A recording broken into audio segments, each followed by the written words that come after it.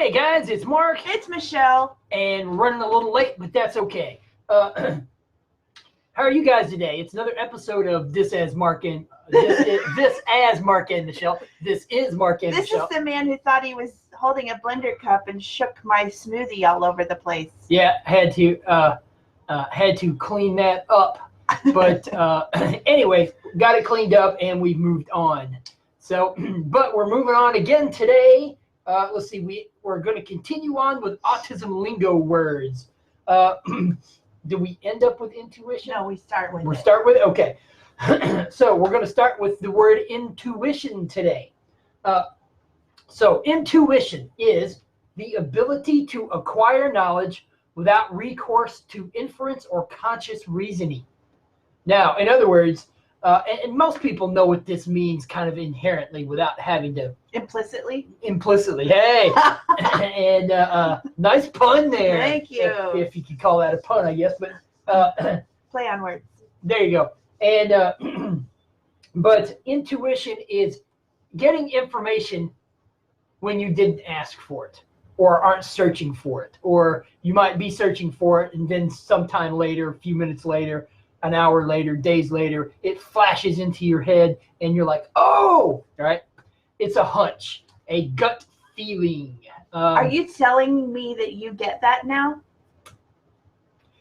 Even when I was autistic, I got flashes of knowledge in my head. And so Have you ever gotten it in your gut? Now? I wouldn't say I have yet. What I realized is I have to be able to feel things in my gut to know whether the feelings that I have there are valid or not. And so I'm learning to feel what goes on in my gut to figure out my world from that perspective. When did that start coming on? Oh, maybe a few months ago. And I wouldn't say it's come on. It's me discovering the feeling. It's me feeling the feelings and being aware that they're there, and then trying to figure out what they mean. Does that make sense? So it's not any kind of formed process yet. It's just basically it's just a time of discovery. Working on figuring out what is going on and how to interpret it more than anything. If something's going on, that too. Medical medium says intuition is in the gut, and you have to heal the gut for it to work. So it could be that mine is not completely healed. And, all that we've seen from medical medium in the past couple years, we found him to be 100% true, at least for us. And it's interesting because sometime back we interviewed an adult who who's on the spectrum, who decided to start the medical medium's detox smoothie. And in a few months, he has almost entirely changed. He's got, it's amazing. He put a picture of himself and we were like, wow, it was whoa. So cool. Major changes. Eyes are on. So if this can happen for a 30-something, 40-something-year-old adult or 50-something-year-old adult, it can happen for anybody, especially kids. Yeah. Okay. So anyway, but so I may not just be healed enough yet. So, but that's so. Why were you talking about him in reference to intuition? I have no idea. Oh. So we'll move on. I kind of wonder if there are metals stuck in receptors in the gut. Possible. It's possible. And those are also slowly growing cells as well. Epithelial cells in the gut. Okay. So, okay. Gotcha. Which means to repair it takes longer than other places. Okay. So, all right, we're moving on to irradiate. The process by which an object is exposed to radiation. For those of you some of you folks may not know that, irradiation is used to preserve food. I don't know how widespread a practice it is, but it's obviously widespread enough so that people are concerned about it. Hey, Nicole! And So irradiation is something that you have to keep in mind because it's used to kill bacteria. It's used to kill parasites. Is it used on a particular food or kind of food? You know, that I would have to look up. Well, there's a link right there. Well, let's see. Yeah, but see, that's just going to say what irradiation is. Yes.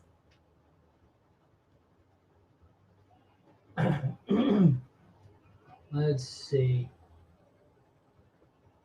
Let's look at agriculture.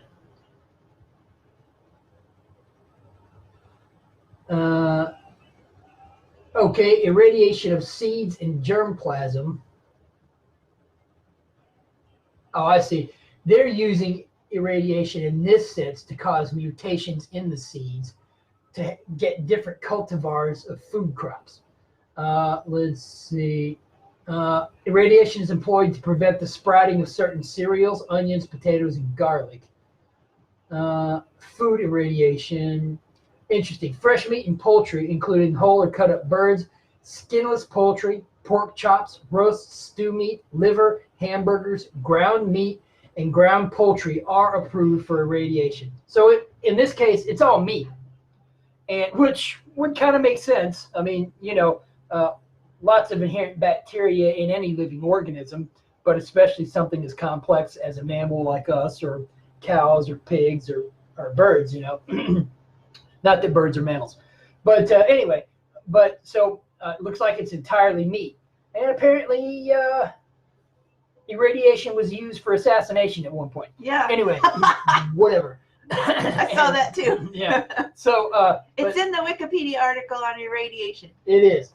All right. But Irradiation. irradiation is using radiation for preserving things. Now, Medical Medium talks about that a little bit, and he has a tea to help reverse the effects of. He has a recipe for a tea to help reverse the effects of radiation because, you know, I've used a microwave for decades and decades. We don't. In fact, Well, it's and been he quite says a it few comes years. out of airplanes. Okay. I mean, I'd have to know more about that to understand that, but you know, I mean, He sure says it does. it's falling out of the sky. Well, it is falling out of the sky normally. Neutrinos, gamma rays, ultraviolet rays. We're constantly exposed to radiation from sources outside of our planet, and sources inside the planet, for that matter. But so we're constantly exposed to radiation, and that's why we need to eat very healthily, because eating healthy undoes all that damage. Yeah. And Well, and you have to define healthy. healthy fruits and days. veggies. Fruits and yeah, because everybody thinks their idea of healthy the is right the one. healthy. Well, if that was the case, then my healthy eating on the GAPS diet should have fixed everything, and it didn't. All right. So I had to redefine healthy to mean something that actually heals everything and not just one area. Mm-hmm. All right. So healthy to me means eating raw fruits and raw veg, and Yeah. right. And so, and you know, chemtrails in the sense of condensation, condensed exhaust from planes. I can see that. I don't buy into the conspiracy theories of necessarily, but all of those chemicals, kerosene, condensed kerosene, and whatever the byproducts of burning kerosene are, those are going to be in the atmosphere from planes anyway. You never know how that makes you sick. So, good point. But so irradiation is something we constantly deal with. And think about it. If you microwave your foods, there's a little bit of radiation in your foods afterwards. You know, there's going to be. I know they say, oh, microwaves are perfectly safe. Well, I get it. But if they were perfectly safe, there wouldn't be cautions and warnings about using them. So anyway. And don't put metal in them. Yeah, exactly. So, all right, medical medium protocol is the next term. Well, he says that he doesn't have a protocol or a diet or anything else. Okay, it's fine. But when you have a step-by-step description or prescription, we might say, hey, Krista. Krista.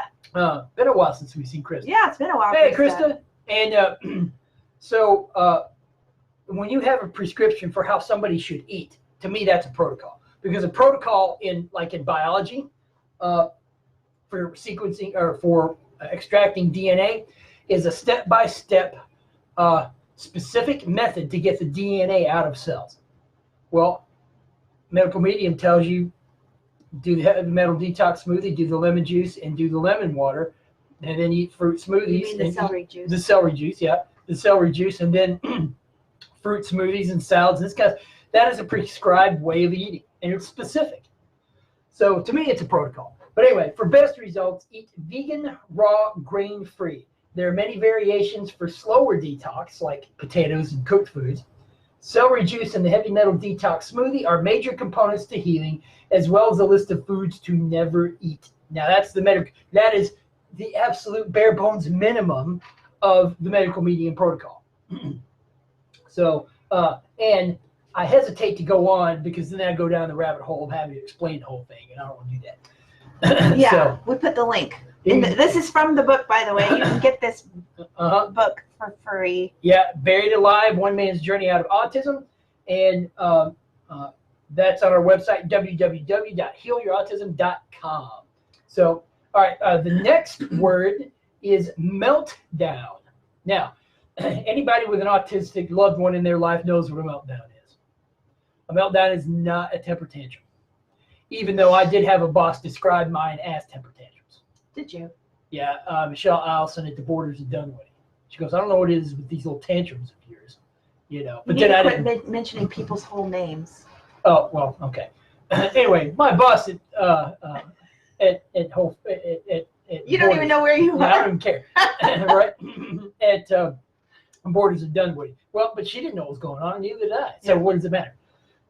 So anyway, she described it as that, and so they're not. It's not trying to see a temper tantrum. To me, is a form of basic manipulation. And as parents, I mean, I'm not a parent, but I remember mine. And sometimes I think I did throw a tantrum, but not often. But as I got older, they weren't tantrums anymore. They were overwhelmed. They were. And read the definition. the definition is an autistic meltdown is bigger, more emotional, longer lasting, and more difficult to manage than the average temper tantrum. They are also qualitatively different from the average tantrum because they generally occur for different reasons, are surprisingly predictable, and have different outcomes. And that is from an actual website. What is an autistic meltdown? I think parents of autistic kids or other loved ones would take issue with that definition a little bit. But, a meltdown is because your brain has become too overwhelmed with change and stimulation, and you can't separate out all the stimuli to make sense of it. And because that's exactly how mine were, especially as I got older. Well, they can be predictable because I knew how to avoid them with you. Okay. I had figured out how to avoid them. Yeah, I guess so. See, that's probably an NT definition. Good point.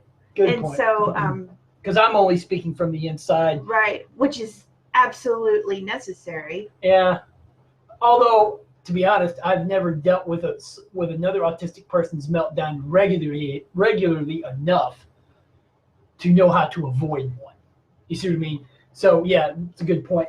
So, but meltdowns from the inside, and I've had people ask me how what mine were. You got too much stuff going on, and you don't know how to separate it all out. Because the executive decision making and prioritizing and judging, all that kind of stuff, part of your brain doesn't work as well as it needs to.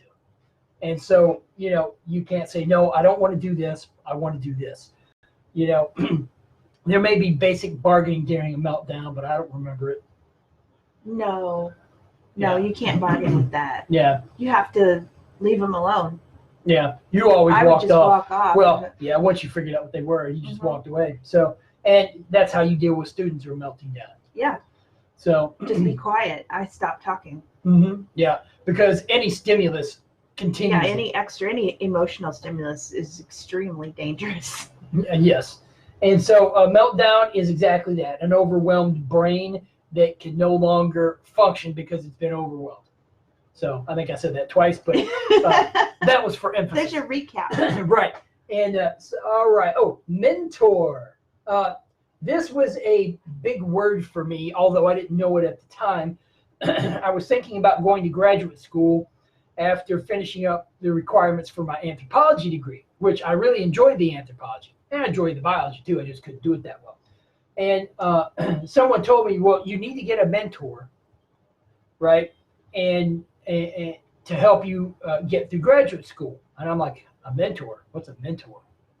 You know, and even if I had Googled that at that point, I still wouldn't have understood. I'm sure you did. Yeah, You looked up everything. Yeah, I wouldn't have understood it. He didn't. Because it's a relationship. Yep. And you can feel it. Yeah, and yeah, you really have to feel that out. You can't just walk up and say, "Hey, can you be my mentor?" Right. I tried that a couple of times, you know, and the reactions were quizzical. Yes. At the very least. And so a mentor is a wise and trusted counselor or teacher. If there's anybody who's been a mentor, it's been her. Most definitely. He's pointing at me. Yeah. His head pointing at me. Right, and looking at her, you know.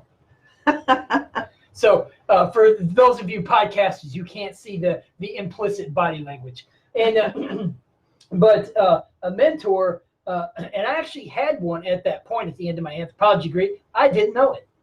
And that was Dr. Well, okay, fine. And Dr. W. And he was a cool guy, a couple years older than me. He studied a lot of different things in anthropology. Specialties were like Neanderthals and human variation, which you should look him up. I will. I loved all of that. Email. I will. And I loved all of that stuff. And he was really hurt when Mark left. Yeah, he was, and I could tell. So he must have been really hurt. Yeah, because he thought he had something going on with you. Well, and I didn't know I didn't have something going on. Yeah. You know what I mean? That is one of the disadvantages of autism, you know. And so, anyway, a wise and trusted counselor or teacher, somebody that you can go to get advice that's helpful towards what you're trying to get. So, all right, next one, mindblindness. All right, this is a real concept. I remember reading some years back that people weren't sure if this is true or not. Researchers, scientific researchers in autism, I can tell you that mindblindness is real. Here's what it is. A concept of a cognitive divergence where an individual is unable to attribute mental states to others. What that was, plain English, it's hard for me to know what others might be thinking. Now, not now, unless, of course, you're dealing with people who just immediately get angry and you don't know it. But mind blindness is basically the inability to theorize what other people might be going through or thinking or feeling, you know. And that mind blindness keeps you from a lot of things. It made me thought everybody else in the world was all the same. It made me thought everybody. Yeah, made me think everybody else in the world was the same. And as I started recovering, I was woefully unprepared for how different everyone could be. Hi, Ziona. And so to realize that people had differing opinions from each other, let alone from me, was a big deal. And it actually, losing the mind blindness brought the third dimension of people on that I didn't have before. You've heard me just say that people to me were two-dimensional. They were like, X and Y. Paper dolls. Paper, just paper, cut out paper dolls. But losing the mind blindness made them three-dimensional people. And well, more than just mannequins. You could say three-dimensional dolls, but like mannequins, but all of a sudden they become much more than that. Because what I realized is what we as humans think of as real is if it affects us emotionally. And so losing the mind blindness, losing the inability to see other people's feelings and feel other people's feelings and see their differences in opinions and thoughts and that kind of stuff, made everything 3- and 4-dimensional, you know. So mind blindness is a real thing, and I imagine that most, you know, just about every autistic adult that I wound up in some kind of interaction with, whether confrontation or whatever else, they are completely mind blind. It is impossible for them to believe that someone doesn't think differently than they do. And when people do, that pisses them off. You can't possibly be right, I hear them say, because this is how I think. Well, the word autism means morbid self-centeredness, and it's accurate.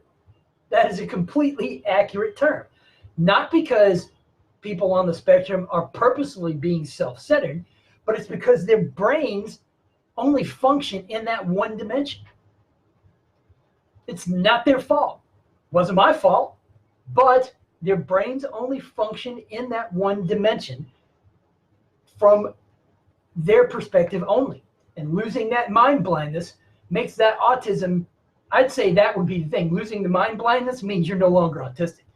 Because if autism means morbid self-centeredness and you're only focusing on you and what you need, losing the mind blindness all of a sudden makes you realize there's a whole nother world out there pulling on you for help, right?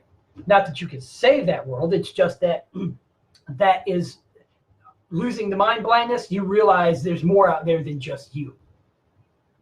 So we might stop there today, and we'll continue with motivation tomorrow.